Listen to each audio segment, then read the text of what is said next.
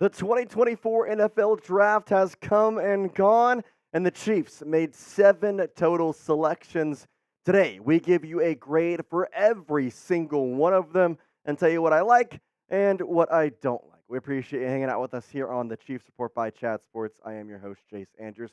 Now, if you've been following along with us all weekend long, well, hit that subscribe button if you are not already, because we're going to continue to cover the Chiefs even throughout this next couple months or so. Obviously, Minicamp's going to start up a bunch of different things. UDFAs will come to us. We'll have a video on that. So coverage is not done after the NFL draft. We got a lot more amazing things coming. Hit that subscribe button. Help us reach 55,000. We're around 630 away from it. So hitting that subscribe button would certainly help. Let's at least get to 54,500 today. I would certainly appreciate it. Let's start grading these picks. But before that, we have to talk about the trade that happened before the Chiefs' first draft selection, as the Chiefs made a trade with the Bills. Stop me if you've heard that before. And they ended up getting up to pick number 28 overall, trading away pick 32. All they had to really give up was their third round pick. In exchange, they did receive a fourth round pick. They also moved back about 20 spots in the 7th round. With that pick at number 28, they did select the speedy wide receiver out of Texas, Xavier Worthy, who we had ranked as the number 7 overall wide receiver and number 32 player overall in the 2024 draft class. He just turned 21 literally today. So first of all, happy birthday to you, Xavier Worthy. You are a Kansas City Chief. Lots of positives to like from this man. He is the fastest guy in the NFL, quote unquote, as he has the combine record with 4.21 in the 40-yard dash. And it's not just combine speed, it's speed that can be seen on the field and with a lot of amazing positives. I think his burst is going to be a great thing for the Kansas City Chiefs. And we all know Brett Veach loves his speed. Xavier Worthy is exactly that, and I'm excited to see what we got with that pick. I think the only thing that concerns me is possibly his strength and potentially maybe his ability to go get 50-50 balls. The good news is when you have Patrick Mahomes, a lot of the times it's not going to be 50-50. It's going to be you in your hands, just a matter of if you can catch it or not. With that being said, obviously in the first round, Xavier Worthy, he's going to get a B grade from me. Now, why a B, you ask, and not an A? Well, I think it's pretty obvious, and we've talked about it over the show. It's just because I think he could have gotten him at pick 32. I don't know that for sure, and obviously we'll never know. But I think this is a guy you could have waited to get. Respect to the Chiefs, though, because they went and got their guy, and I think that's okay. I'm willing to sacrifice a couple picks just to go up there and get Xavier Worthy, especially when the needs for the Chiefs were so minute. Xavier's fast. How excited are you to see him be the speedy wide receiver he was in Texas, in Kansas City? How excited are you for Xavier's speed on a scale from 1 to 10, 1 being least excited, 10 being most excited? The speed will come with Xavier Worthy. How excited? Let me know down in the comments section down below. Well, Brett Veach was not done making trades in the 2024 NFL Draft, because he made another trade in day 2 with the San Francisco 49ers, moving up just one slot in the second round from 64 to 63. They also did give up their 5th round pick. In exchange, they got a 6th round pick at number 211. So that the little switch there.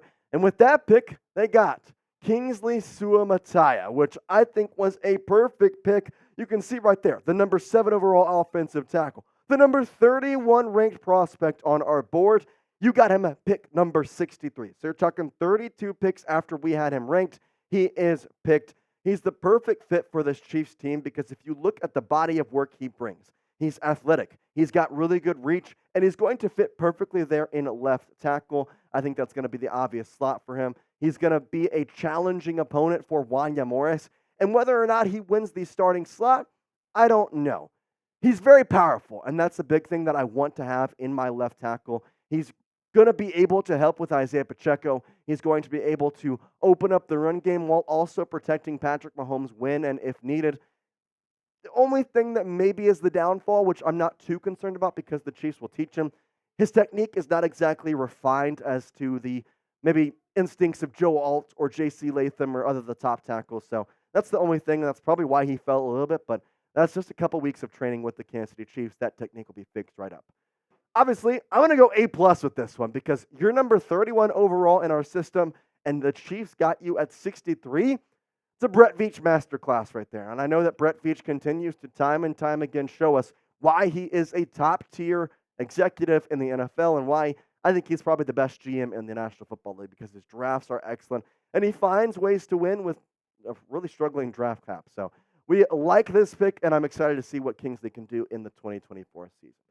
That did conclude the pick in round 2 and day 2 because there was no round 3 pick. So today we pick it back up with the round 4, number 131 pick of Jared Wiley, the tight end out of TCU. We have him ranked as the number 4 overall tight end and the number 91st overall prospect. Chiefs get him at number 131, so a little bit of a steal by our count. Pretty good. I think the one thing that we're going to have to watch out for is he's not the biggest tight end as compared to other guys. I think his blocking could use a little bit of help, and the way the Chiefs drafted him will be very clear, hopefully early, as to if it's going to be a blocking tight end or the potential to go out and be a receiving tight end and help combo with potentially Travis Kelce or Irv Smith Jr. or Noah Gray. There's not really a true blocking tight end on this team anymore. It's all receiving guys by my count. I think for Jared Wiley, he is some guy who could be that one receiver you could pop in there. He had only one drop in the 2023 season, and I liked what I saw from him as a whole. And so with that being said, I'm going to give him a B+. The Chiefs were obviously going to get a tight end. We know that Brett Veach and Andy Reid have both shown time and time again they want 4 tight ends on their roster once we get to the 53-man cutdown. And so, guess what? You get that by getting Jared Wiley, because your 4 are going to be Travis Kelce, Noah Gray, Irv Smith Jr., and Jared Wiley. Isaiah Gathings, along with Garrett Prince, will be on the roster, but I expect them to be on the practice squad. Right now, they are on the 90-man roster as well. Once again, we're going to continue covering the Chiefs all throughout the summer. There's a lot of stuff still going on in Kansas City. And, of course, as we get closer and closer to the 2024 season, practice begins, preseason coming up. You don't want to miss out all the coverage we're going to have on OTAs, rookie OTAs, and what to expect from Xavier Worthy in 2024, along with all these amazing draft picks. So subscribe today. I promise you will not regret it. Let's continue on to the second pick of day 3, and that being safety from Washington State, Jaden Hicks, who, by the way, the number 1 overall safety in our system. I like to trust those rankings pretty heavily, so that's a nice pick right there. Number 48 overall prospect. You get him in the 100s. Nearly 100 picks after the overall prospect we had him ranked as. That's where you get him. 6'1", 215. I think he's the perfect size for a secondary player for the Kansas City Chiefs. And he can honestly be a couple of different things for the Chiefs. He can be a safety and the strong safety. He has the ability to be free safety if you'd like. I doubt the Chiefs will use him that way. There is a potential for him to potentially play some cornerback. He's not the greatest blitzer, though, so if you do have him in a cornerback position, you're going to have to worry about that. But again, I think the bigger thing here and the trend that we're seeing, they drafted the highest athletic ability they could find. Jaden Hicks is maybe one of the most athletic players in this draft. He's very flexible, and I think he could be a solid pick for the Kansas City Chiefs for the next 4 or 5 years, which is why I gave this guy an A for Brett Veach, as I think it's a solid and perfect pick. Overall, you're going to have to probably wait to see him in his full action, but you saw Shamari Connor get picked 6th last year, and he immediately provided a pretty decent boost to the Chiefs later on in the season. Could be a similar type thing here with Jaden Hicks. Get him on the squad, get him acclimated. By week 6, 7, 8, 9, you could see him being a solid rotation man in that safety room, and I'm excited to see what he's got in store. Continue on here with the picks here. Round 5 pick for the Kansas City Chiefs, and it's going to be Hunter Nourzad. I think he is one of those guys that you're going to have to wait to probably see how the grade will affect and if he will actually be a contributing factor to the Kansas City Chiefs, the center out of Penn State. 6'3", 317, a little bit bigger, doesn't move as fast as I necessarily would like to see. The number 8 overall center in the class, number 151, so still getting him at a pretty cost-effective point. The thing that I see, and maybe the reason why I am a little hesitant with this, is not anything about him. I think he is a great pick. It's more because I see this trending towards Creed Humphrey not being a Kansas City Chief player in 2025, and that stinks, and that's exactly why I just don't really understand how we're going to go about this. And I'm concerned as Hunter Nourzad comes in here, he could be the starting center in 2025. So I'm going to give this pick a B-, and that's not for Hunter Nourzad. I think that this may be construed as a little bit of a harsh take, but it's more or less I'm grading at this because I'm scared that Creed Humphrey is pretty much gone now in 2025. Now, we can't know that for sure. Things can change, things can happen, but the fact that they got a really, really good center at round 5, either they just like the pick and they could obviously move him to guard. I just truly think that Hunter is potentially a Creed Humphrey replacement in the 2025 year, so B- is my grade. Kamal Hadden is the round 6 pick for the Kansas City Chiefs. They got him at number 211. So this one was the first typical reach, I would say. You could say that. Had him as the number 253 overall prospect, number 34 overall cornerback. The big thing with him, though, Brett Veach said it, you wanted a wide receiver, an offensive tackle, and a cornerback. By getting Kamal Hadden today in round 6, you fulfilled all of that. You were able to make sure that you got a wide receiver in Xavier Worthy. You got an offensive tackle in Kingsley Suamataia, and now you got a cornerback in Kamal Hadden. I think it's going to be a pretty good fit. He's got a lot of intangibles that I like. It's just about if he can clean up his actual technique and formation. Is coming off a shoulder surgery, I will say. Dane Brugler talked about Kamal Hadden and what he likes from what he doesn't like, saying, quote, Hadden's lack of desired speed, twitch, and durability for the position are red flags, but he plays with the decisive trigger that leads to ball production. He's a prototypical cover 2 cornerback, grade 6th round. That's exactly where Kamal Haden was picked. I'm going to give this a B+, and this may be a little bit of a hot take, but if you look at his stats on the field, I'm going to forget about the whole thing of these Jims and Johns saying, oh, I don't like seeing the film. Oh, I don't think he's going to perform in the NFL. He had the 5th best PFF coverage rank in the entire draft as a cornerback, and you got him in this late. He allowed a passer rating of just 7 when he was healthy in 2023. Granted, it wasn't for long, but when he was on the field, he was performing at a high caliber. Then, the final pick for the Kansas City Chiefs, the one that maybe you're seeing for the first time here, C.J. Hanson, the offensive guard from Holy Cross, the number 22 offensive guard. This is honestly just somebody the Chiefs wanted. They liked what they saw from him in a couple of different situations. I knew that this was on the radar of the Kansas City Chiefs. It's another story of Brett Veach having his mindset on somebody he wants and going out and getting that guy.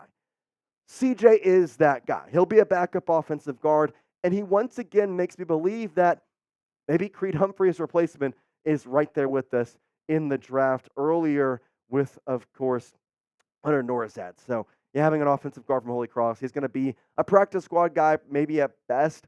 Get him on the 53-man roster and be a backup is probably the best case scenario here for C.J. Hanson. Once again, let's go to Dane Brugler to kind of get a full scouting report on him and maybe break it down a little bit. Well, Hanson has functional movements and really focuses on the fundamental details of the position, but he will need to get stronger to outlast defenders in the NFL. He projects as a potential reserve on the interior, grade 6th to 7th round. So exactly what I thought, and I'm going to give this a B-.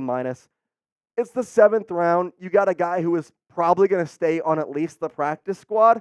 That's a win for me. I'm not going to go over the moon and say this guy was great or even more than above average, but I think he's right at above average, maybe a little tad below it. So that's what I'm trying to think right here with this. Not anything crazy, but overall, somebody that I'm excited to see potentially be a very good depth option for the Chiefs, either on the practice squad or maybe making the 53-man roster and playing the backup to either Trey Smith or Joe Thuney. All right, there's the 7 picks that the Kansas City Chiefs had on their roster, or rather adding to their roster in 2024. Why don't you grade the picks for the 2024 NFL Draft? A, B, C, D, or F? How are we feeling about this? A being great, F being horrible, C is average, B and D, you're feeling somewhere in between the polar opposites. Let me know down in the comment section. I'm going to give you my grade right here. I'm going with an A for the Kansas City Chiefs 2024 NFL Draft because, like I said, Brett Veach fulfilled all his wants and needs. He said, I want a wide receiver. Boom, Xavier Worthy. He said, I want an offensive tackle to challenge Wanya Morris. Kingsley Suamataia. He said, I want a cornerback. Kamal Hadden. He said, we're going to get a 4th tight end. You get Jared Wiley. You also get a secondary addition in Jaden Hicks, who I really do appreciate and think that his intangibles and his athletic ability will make him a real threat to not only make the roster, but potentially be a second string guy in the safety room with Shamari Connor. I'm excited with all these picks, and I truly do think that Brett Veach did all that he could to make this draft the perfect fit for the Chiefs and hopefully get them to a three-peat and be the first ever team to win back-to-back-to-back Super Bowls. We appreciate you hanging out with us here on the Chiefs Report all weekend long. Once again, we're not going to stop our coverage. UDFAs will come out here soon. We'll have a video on them either tonight or tomorrow morning, along with tracking everything and everybody that are related to the Kansas City Chiefs. We appreciate you hanging out with us. And for now, Chiefs Kingdom, happy draft weekend. We will see you next time. For now, peace out.